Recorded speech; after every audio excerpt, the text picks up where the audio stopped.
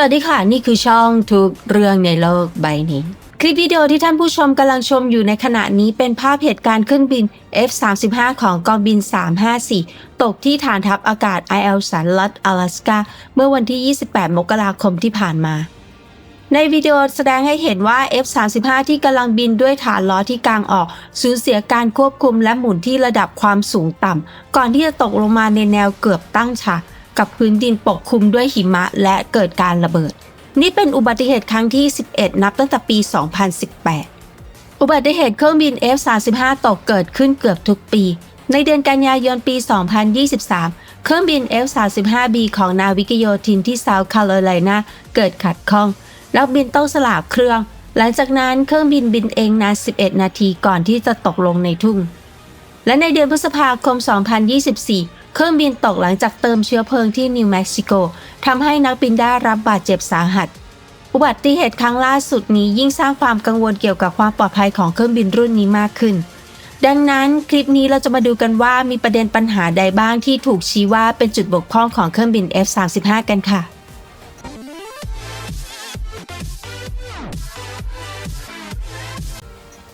บริษัทล็อกฮีดมาร์ตินอ้างว่าสามารถตรวจสอบข้อผิดพลาดทั้งหมดของเครื่องบินรบ F-35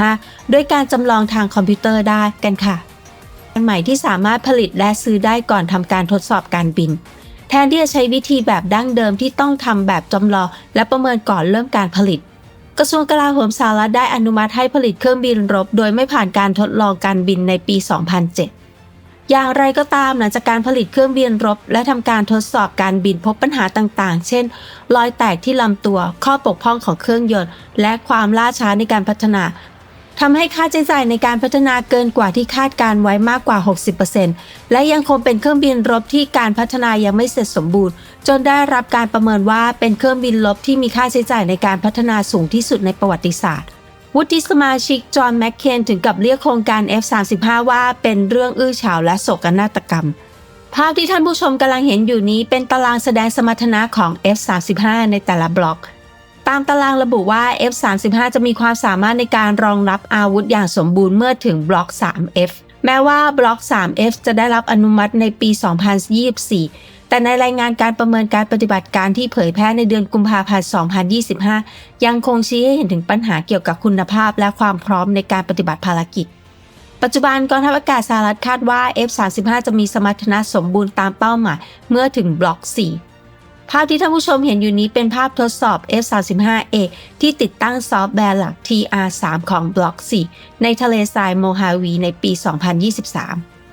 ซอฟต์แวร์ TR3 เป็นซอฟต์แวร์หลักที่จะเพิ่มประสิทธิภาพด้านการประมวลผลหน่วยความจำคอมพิวเตอร์ความสามารถในการประมวลผลข้อมูลความสามารถในการรับรู้สถานการณ์ความสามารถในการทำสงครามอิเล็กทรอนิกส์และความสามารถในการใช้งานอาวุธแม่นยำพิสัยไกลตามแผนเดิมมีกำหนดแล้วเสร็จในเดือนกรกฎาคมปี 2023 แม้จะเริ่มมีการอัปเกรดบางส่วนในเดือนกรกฎาคมปี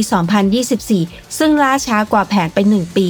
แต่เนื่องจากพบปัญหาประสิทธิภาพของซอฟต์แวร์ที่ไม่เสถียรระบบปฏิบัติการขัดข้องบ่อยและจุดอ่อนด้านความปลอดภัยทางไซเบอร์ทีมประเมิน F-35 จึงเตือนว่าการทำให้ซอฟต์แวร์ TR3 เสถียรอาจล่าช้าไปจนถึงปี 2026 และจนกว่าซอฟต์แวร์จะเสถียรเครื่องบินอาจไม่สามารถมีขีดความสามารถในการรบได้อย่างเต็มที่รัฐสภาสหรัฐได้จำกัดการจัดซื้อ F-35 ในปี 2025 จาก 68 ลำเหลือ 48 ลำเนื่องจากปัญหาความล่าช้าในการพัฒนาซอฟต์แวร์ TR3 อัตราความพร้อมในการใช้งานที่ต่ำกว่าเป้าหมายและปัญหาการซ่อมบำรุงส่งผลให้การจัดซื้อ F-35A ลดลงจาก 42 ลำเหลือ 30 ลำส่วน F-35B และ 35C ลดลงจาก 13 ลำเหลือ 9 ลำตามรายงานการตรวจสอบบัญชีของสหรัฐในปี 2019 พบว่า F-35 มีอัตราความพร้อมในการปฏิบัติภารกิจอย่างสมบูรณ์เพียง 27% และสามารถปฏิบัติภารกิจได้บางส่วน 52% นอกจากนี้ยังพบว่าสามารถบินได้เพียง 70% ของเวลาที่ควรจะปฏิบัติการได้เนื่องจากขาดแคลนชิ้นส่วนอะไหล่ตามรายงานการตรวจสอบในปี 2023 แสดงให้เห็นว่าอัตราความพร้อมปรับตัวดีขึ้นเล็กน้อยเป็น 55% แต่ F-35 ทั้ง 3 รุ่น A, B และ C มีอัตราความพร้อมเฉลี่ยอยู่ที่ 50-57% ซึ่งยังต่ำกว่าเป้าหมายมากเมื่อเทียบกับเป้าหมาย 90% สำหรับ F-35A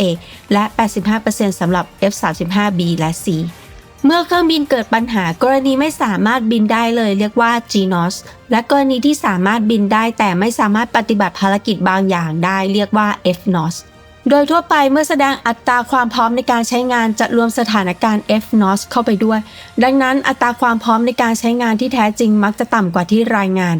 ตัวอย่างเช่นในพิธีครบรอบ100 ปีของการก่อตั้งกองทัพอิรักในปี 2021อิรักใช้เครื่องบิน F-16 จำนวน23 ลำจากทั้งหมด34 ลำที่มีอยู่ในขณะนั้น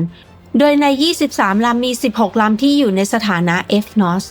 นั่นหมายความว่าเครื่องบินที่อยู่ในสถานการณ์ FNOS สามารถบินได้แต่ไม่สามารถปฏิบัติภารกิจรบได้ในกรณีนี้อัตราความพร้อมในการใช้งานของ F-16 ของอิรักที่อยู่ 67.64%เมื่อรวมเครื่องบินในสถานการณ์ FNOS แต่หากเกิดสถานการณ์สงคราม F-16 ทั้ง16 ลำที่ไม่สามารถปฏิบัติภารกิจรบได้จะไม่สามารถนำมาใช้การในการรบทำให้อัตราความพร้อมในการใช้งานที่แท้จริงลดลงเหลือเพียง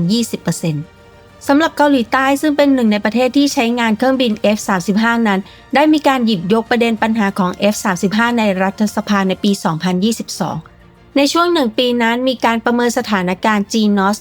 172 ครั้งและสถานการณ์ FNOS 62 ครั้งโดยเครื่องบิน F-35 ที่ได้รับการประเมินสถานการณ์ FNOS ถูกประเมินว่าไม่สามารถปฏิบัติภารกิจได้เฉลี่ย129 วันต่อปี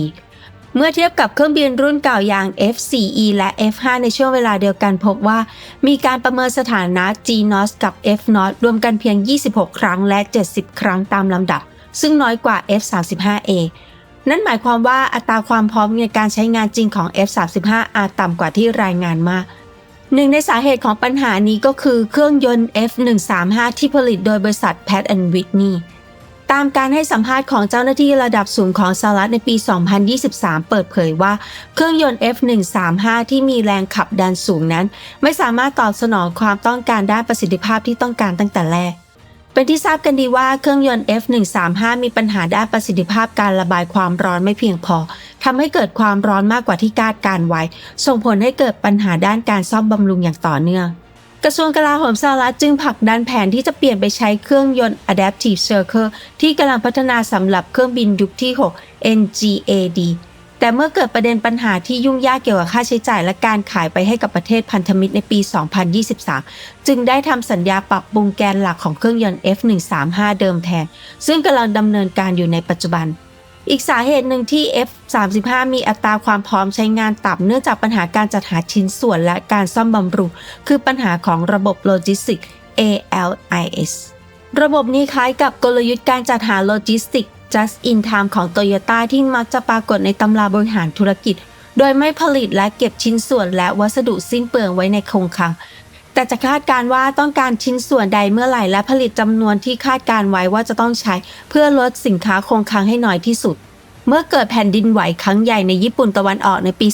2011 Toyota ได้รับผลกระทบอย่างหนักเพราะระบบการผลิตแบบนี้หลังจากนั้น Toyota จึงตัดสินใจเพิ่มปริมาณสินค้าคงคลังสำหรับ F-35 แม้จะมีปัญหาต่างๆที่กล่าวมาแล้วการขาดแคลนการจัดส่งชิ้นส่วนที่เพียงพอก็เป็นอีกสาเหตุหนึ่งที่ทำให้อัตราความพร้อมในการใช้งานต่ำสำหรับอุบัติเหตุ F-35 ที่ตกใน阿拉斯ก้าในครั้งนี้แม้จะยังไม่ทราบสาเหตุที่แน่ชัดแต่มีการคาดการณ์ว่าอาจเกี่ยวข้องกับเครื่องยนต์และสภาพอากาศที่มีอุณหภูมิต่ำมากของ阿拉斯ก้าเนื่องจากเหตุการณ์ไฟไหม้ F-35 ในฟลอริดาในปี 2014 มีสาเหตุมาจากปัญหาเรื่องเครื่องยนต์และปัญหาที่เกิดขึ้นในปี 2018 พบว่ามีสาเหตุมาจากผลกระทบของอุณหภูมิต่ำคลิปนี้เราได้เรียนรู้เกี่ยวกับปัญหาของเครื่องบินรบ F-35 ที่ยังอยู่ในระหว่างการพัฒนาน่าสนใจว่า F-35 จะสามารถแก้ไขปัญหาซอฟต์แวร์ TR3 และปัญหาเครื่องยนต์ที่กำลังดำเนินการอยู่และจะสามารถแสดงศักยภาพสูงสุดได้หรือไม่ขนาดค้นคว้าข้อมูลเกี่ยวกับปัญหา F-35 นี้ทำให้คิดว่าการเลือกซื้อเครื่องบินกิฟเพนแทน F-35 นั้นอาจจะเป็นการตัดสินใจที่ดีกว่าและท่านผู้ชมมีความคิดเห็นอย่างไรเขียนคอมเมนต์มาบอกกันได้นะคะและอย่าลืมกดติดตามกดไลค์กดแชร์เพื่อเพิ่มการเข้าถึงของช่องให้หน่อยนะคะขอบพระคุณมากๆค่ะและพบกันใหม่คลิปหน้านะคะสวัสดีค่ะ